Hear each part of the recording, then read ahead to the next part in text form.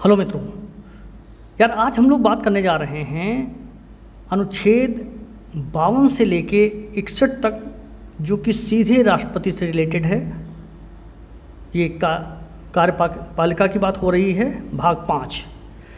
यहाँ पर हम देखेंगे कि राष्ट्रपति अनुच्छेद 52 के तहत कहा गया है कि भारत का एक राष्ट्रपति होगा। इस तरीके की जो बातें हैं, यानी इस संबंध से राष्ट्रपति से रिलेटेड जो अनुच्छेद हैं, उनको हम प्रश्नों के माध्यम से समझेंगे और फिर एक साथ उसको फिर से पुनः हम लोग यानी उसको रिवाइज करेंगे और फिर कुछ रीतियां देखेंगे, कुछ नियम। आइए चलते हैं अपने प्रश्नों पे। तो आपका पहला प्रश्न है कि संविधान में किस अनुच्छेद में राष्ट्रपति के निर्वाचन की विधि का वर्णन है। तो ऑप्शन आपके पास हैं, 4 ऑप्शन हैं। इन 4 ऑप्शंस में आपको कोई एक टिक करना है, कोई एक ही सही है। तो वो कौन सा है? तो निर्वाचन की विधि का जो ब्यौरा है वो आपको अनुच्छेद 55 में मिलता है। इसी तरीके से संघीय कार्यपालिका की शक्तियां जो है वो राष्ट्रपति में ही निहित होती हैं। वो प्रधान होता है, अपनी शक्तियों का प्रयोग जो है वो कर सकता है स्वयं या अपने अधीनस्थ लोगों के द्वारा। तो ये कहा गया है संघीय कार्यपालिका की शक्तियों का प्रयोग राष्ट्रपति सामान्य काल में संसद की सलाह पर करेगा। ऐसी व्यवस्था किस अनुच्छेद में है? ये आपकी अनुच्छेद 53 में ऐसी व्यवस्था दे रखी गई है। ठीक है, आगे चलते हैं। आगे क्या है भाई? आगे क्वेश्चन है, भारत के राष्ट्रपति का निर्वाचन अप्रत्यक्ष रूप से जनता द्वारा किया जाएगा, जिसमें जनता द्वारा चुने गए सांसद व समस्त देश में निर्वाचित विधानसभा सदस्य अपने मतों का प्रयोग करेंगे। यहाँ हम एमएलए और एमपीज़ की बात कर रहे हैं, ध्यान रखिए, एमएलए और एमपीज़ की। मैं बताता चलूँ आपको कि 17वें संशोधन में दिल्ली और पांडिचेरी को भी जोड़ लिया गया है। तो ये पूछा जा रहा है कि इस तरीके की यानी जो निर्वाचकों की बात, ये निर्वाचक मंडल कहलाता है इनको मिला के सब, तो ये कह रहे हैं कि निर्वाचकों की बात किस उसमें कही गई है। तो निर्वाचकों की बात जो है वो आपके आर्टिकल 54 में राष्ट्रपति के चुनाव से संबंधित जो निर्वाचक हैं उनका ब्यौरा जो है वो आर्टिकल 54 में है। भारत के राष्ट्रपति के पद की योग्यता का उल्लेख किस उसमें है, ये पूछा जा रहा है। तो वो है आपका 58 में। 58 जो है आर्टिकल है जिसमें राष्ट्रपति की योग्यता का उल्लेख है। योग्यता से मतलब ये है कि वो भारत का नागरिक होगा, 35 वर्ष की आयु उसने कम से कम प्राप्त कर ली हो, वो लोकसभा के सदस्य की योग्यता रखता हो, मानसिक रूप से स्वस्थ हो। इस तरीके की कई बातें हैं। तो ये बात आपको आर्टिकल 58 में मिलेगी। आगे चलते हैं प्रश्न पे। किस अनुच्छेद में, देखिए किस अनुच्छेद में भारत के राष्ट्रपति की पदावधि यानी उसका जो कार्यकाल है कितने वर्षों का होता है, इसके बारे में पूछा जा रहा है। तो इसमें बताया गया है कि वो 56 आर्टिकल 56 अनुच्छेद 56वें अनुच्छेद में इसकी व्यवस्था है, इसके बारे में बताया गया है। संविधान के किस अनुच्छेद में राष्ट्रपति के पद के लिए पुनः चयन की स्थिति, देखिए ध्यान रखिए कि ये जो पुनः चयन की बात हो रही है, कहा जा रहा है इसका मतलब ये हुआ कि एक बार चुना हुआ राष्ट्रपति दोबारा फिर से इलेक्शन में लड़ सकता है और फिर से वो विजयी हो सकता है। यहाँ पर ये बात कही जा रही है। कितने बार लड़ सकते हैं इसका कोई विशेष जो है उल्लेख नहीं मिलता है। यहाँ पर ये जरूर है कि पुनः यानी कोई भी व्यक्ति जो राष्ट्रपति रह चुका है दोबारा फिर से लड़ सकता है और जीत सकता है। इसका उल्लेख आपको मिलता है किसमें? 57 में। 57 में, आर्टिकल 57 में आपको इसका उल्लेख मिलता है। राष्ट्रपति के पद के लिए नियम व शर्तों का उल्लेख किस अनुच्छेद में है? वो है आपका आर्टिकल 59। ये नियम और शर्तें क्या हैं, यानी जो उसकी टेक्निक है, क्योंकि ये एकल संक्रमणीय मत पद्धति है, उसमें होता क्या है कि मत मूल्य यानी वोट वैल्यू निकाली जाती है, ना कि सीधे सीधे मत गिने जाते हैं, है ना।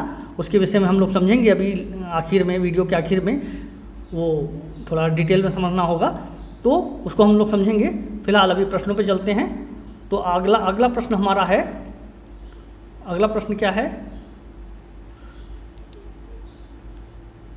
ये कह रहे हैं राष्ट्रपति को शपथ दिलाने संबंधी नियमों की जानकारी किस उसमें है? तो भाई जो शपथ दिलाई जाती है वो आपको आर्टिकल 60 में दिया गया है। इसी तरीके से महाभियोग का नियम जो है, जो शर्तें हैं, वो आपको 61 में दे रखी गई हैं। ठीक, यहाँ पर मैं बताता चलूँ आपको कि जो महाभियोग होता है उसके लिए किसी भी सदन में प्रस्ताव पारित किया जा सकता है, यानी प्रस्ताव लाया जा सकता है। जरूरी ये है कि 14 दिन पहले इसको लिखित रूप से कहा जाएगा, और उसके बाद उसमें भी जो लिखित दिया जाएगा उसमें भी कम से कम 1/4 यानी उस सदन के 1/4 यानी 1/4 मेंबर्स जो हैं वो ज़रूर से ज़रूर उसमें हस्ताक्षर करें, यानी उनकी सहमति हो, तभी वो आगे मूव किया जा सकता है, नहीं तो नहीं। फिर उसके बाद उसके उस सदन में जिससे ये चलाया गया था उसमें 2/3 बहुमत से इसको पास होना होगा।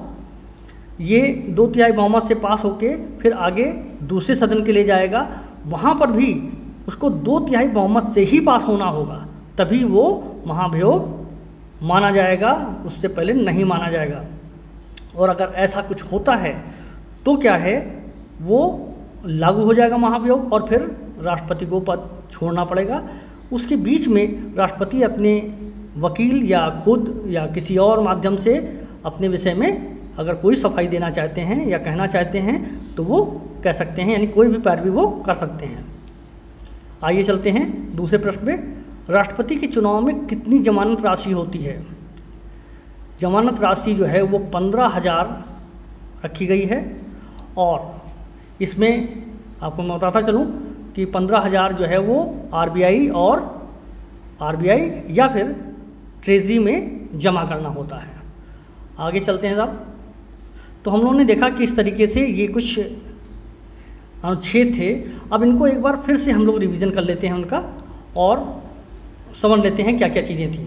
तो भारत का राष्ट्रपति होगा, अनुच्छेद 52, कार्यपालिका की शक्तियों का प्रयोग वो करेगा, 53 में लिखा हुआ है। इसी तरीके से राष्ट्रपति का चुनाव में भाग लेने वाले निर्वाचकों के विषय में जो जानकारी है वो 54 में मिलेगी।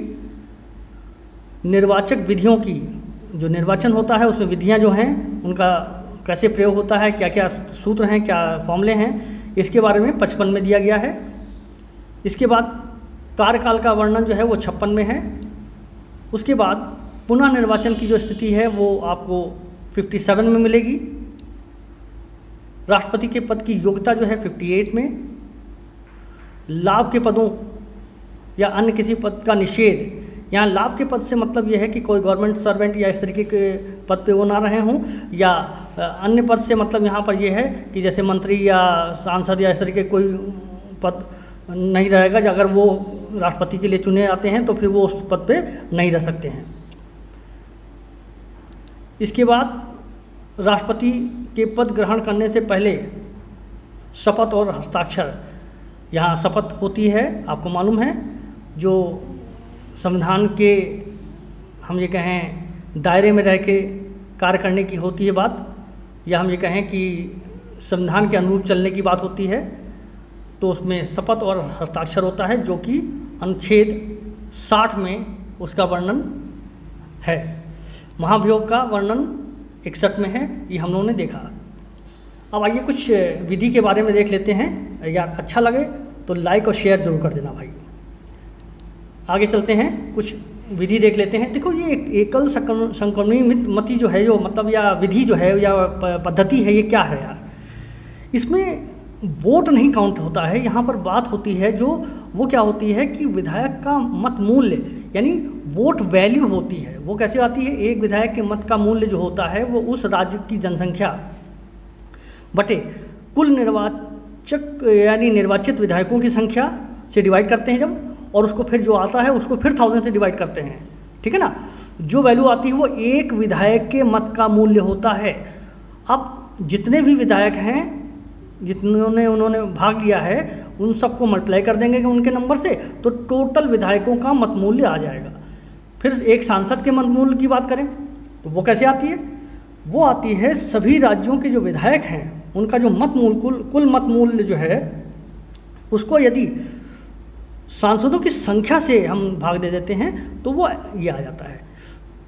चुनाव कोटा यानी कैसे हम तो 50% +1 या 51%, तो हम जैसे जनरल मानते हैं तो हम लोग क्या करते हैं, कुल मत तो उसको डिवाइड करते हैं, जो दोनों माध्यम से मिले उनको डिवाइड कर देते हैं और उसके बाद उसमें 1 ऐड कर देते हैं। तो यार इस तरीके से जो बातें हुई वो हमने समझा कि पद्धति क्या है और कैसे जो है वो हम इसमें इलेक्शन से रिलेटेड क्या क्या चीज़ें हैं, कैसे क्या क्या पद्धति हैं, क्या अनुच्छेद हैं।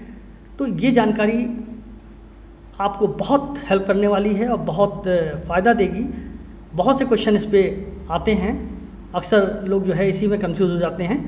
तो आगे आपको और भी जानकारी मिलती रहेंगी, आपको और भी वीडियो मिलते रहेंगे। अभी आगे मेरा प्लान है कि आपको जो ये मत पद्धति है, ये इसमें हम लोग बात करते हैं किसकी, जिसमें बात करते हैं आपके, अभी बात कर लेते हैं, जरा देख लीजिए जरा सा तो समझ में आ जाएगा। कुछ चीज़ें हैं वरीयता क्रम की।